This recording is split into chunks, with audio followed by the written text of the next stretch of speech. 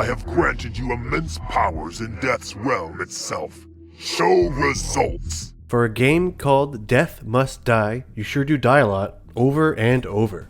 And Death doesn't seem to ever die. So what are we getting at here? When does Death die, and why must we kill Death? We can explore this together in this early access review of Death Must Die. Let's go! Hey everybody, welcome to another review from TipTopWeb. I'm Steven, and we provide 10-minute reviews for indie and lightweight games after 10 hours of gameplay. This video will be on the new action roguelike Death Must Die. Still in its early access phase, the indie developer Realm Archive released this game on Steam in November 2023. This genre of game is well known in the indie gaming community. Yes, it's an action roguelike, but the way you progress through the level, upgrade your character, auto-attack, and the swarms of monsters to defeat is a gaming genre that has been pretty popular, with games like Vampire Survivors, Hollow Cure, and 20 Minutes Till Dawn.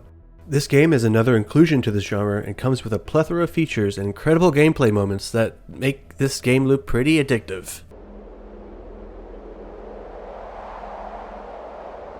Death Must Die throws you in the game pretty quickly with very little instruction as to where you are, what you are, or your objective. You have to explore these dark ruins with your pixelated knight in an isometric style and plunge yourself into a mystery pool of water. Then you are brought on your quest to defeat hordes of skeletons, demons, and other monsters. As you level up your knight guy, and as you collect experience gems, the gods show up in a dramatic style, bestow their powers upon you, and encourage you to go kill that Death. The god Krom would be like, "You got this, bro! Death is totally gonna die." But then you die, like I said. A lot.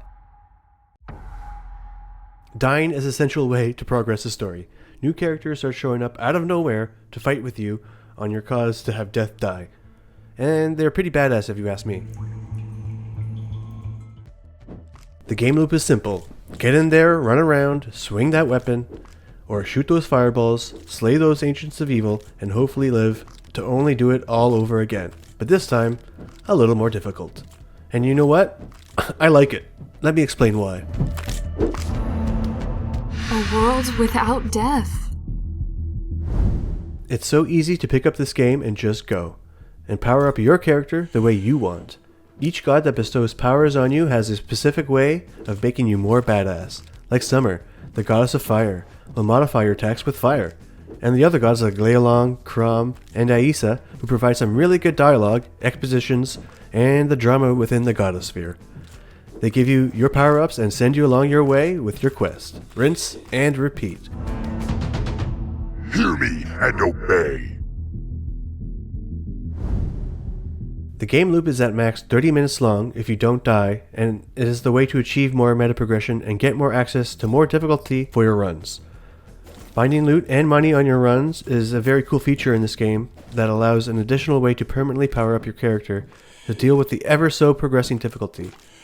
There are loads of items and stat modifiers that are class and character specific that makes you want to collect them all and fill up your stash. There are different rarities to these items, and I feel like I only scraped the surface of what items to collect. So far, I was only able to stay alive once in my 10 hours of playing Death Must Die. There are many points in the run where it presents a challenge that seems way too difficult to pass, and that's precisely what the game is intending to do. Do not take what war criminals such as Krom offer, hero. It tells you that death is part of this game and how to progress the story. It's telling you to smarten up with your power-up choices and item choices to get past these checkpoints. I don't necessarily think that this is a bad or a good game design. I find this design choice to be somewhat underwhelming, as it is a little predictable, but it also fits the whole theme of the game. And there has to be some kind of choice of what triggers story progression. So I totally understand this from a design perspective. Once you do complete a run, everything clicks, and the difficulty meter will go up and the quest for Death Must Die continues. The whole feel of this game is awesome. The controls are smooth and simple, the attacks feel weighted and powerful, the abilities are unique and cool to watch, and some of them have some really neat effects, like turning into a ball of lightning as you dash. Let the lady write her judgment in ink, while we spill it in blood. And I love how different power-ups synergize with each other, turning your hero into an unstoppable force, dishing out some high numbers that are just so satisfying.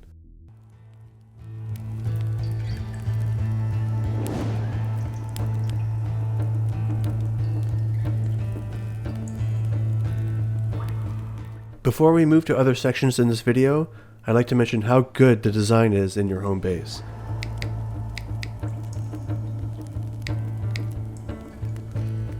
It starts off simple, then you start doing a run, more unlockables show up, and your team of heroes will have some more things to say to you.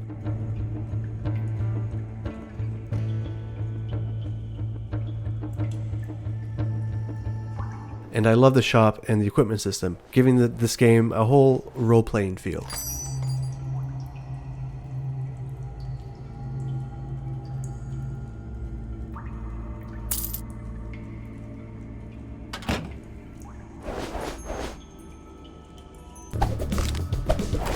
I love the graphics and art style in Death Must Die.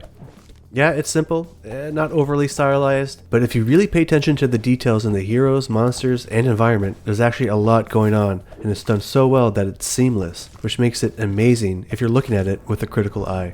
I'm a fire starter. I think the graphics and art style is what makes this game special. This kind of genre of game can start to be overwhelming and have lots of movement and action on the screen. The style choice in Death Must Die allows for consistent enjoyment even when things start to get crazy. And I absolutely love the effects of the power-ups and spells give off. They feel impactful and epic. There isn't a lot of content when it comes to the sound and music. One big highlight of the game is the voice acting when the gods show up. I think it's very well done and it fits so well. Be mindful of Summer's aid. Do not let emotions cloud your judgment. It's entertaining seeing how the gods behave and create drama with one another in the dialogue, although not all the dialogue is voiced. The sound effects work very well with the whole aesthetic of the game and blend well with the gameplay. There are two notable tracks of music, and they were both pretty rockin'. I overall enjoyed them and put me in the zone from time to time.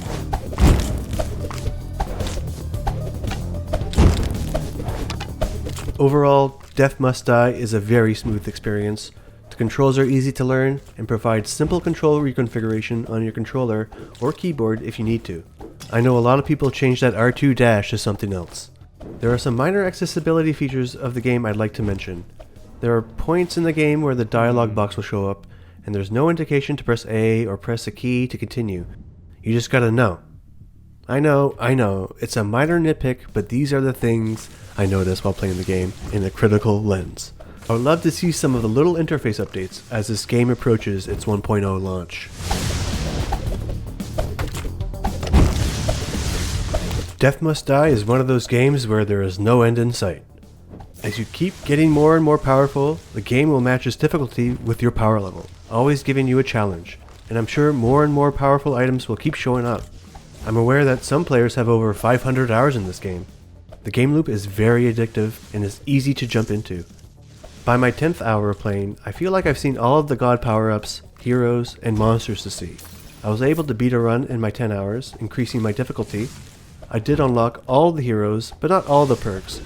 And honestly, knowing that the only way to progress is by completing 30-minute runs and making this game more difficult wasn't really my cup of tea. But the game is very entertaining up to my point of playing it for 10 hours. And I see how this game can become a mainstay in somebody's game library. Death Must Die is a very cool action-packed roguelike with some epic moments, fantastic visual style, and an item system that will keep gamers going for another run. It does have some issues like the lack of diversity of power-ups, obvious power level checkpoints, and the minor user interface issues. This game shines with its clever hero and story design, cast of gods that provide colorful commentary, and the godlike feeling the power-ups give you. I'm very excited to see how this game evolves as Realm Archive gets this game ready to leave early access. If you're a fan of this genre, get this game. Hey, even if it's your first time trying out this kind of game, give it a chance. It's only around $7 USD on Steam, which is a great deal for what you're getting. I give Death Must Die a 7 out of 10 tip of my top hats. Thanks for watching, guys. Welcome to the channel. This is a new channel and we'll appreciate any kind of love and support. Please like, comment, and subscribe. We'd love to know your thoughts on Death Must Die. Also, what other games should be reviewed on TipTopWeb? I would love to hear from you. I have more reviews and gameplay in the works, so stay tuned. Also, I stream here on YouTube on Mondays and Tuesdays. The righteous laws must be up. Use the links in the description to find me there. Thanks, everybody. See you next time.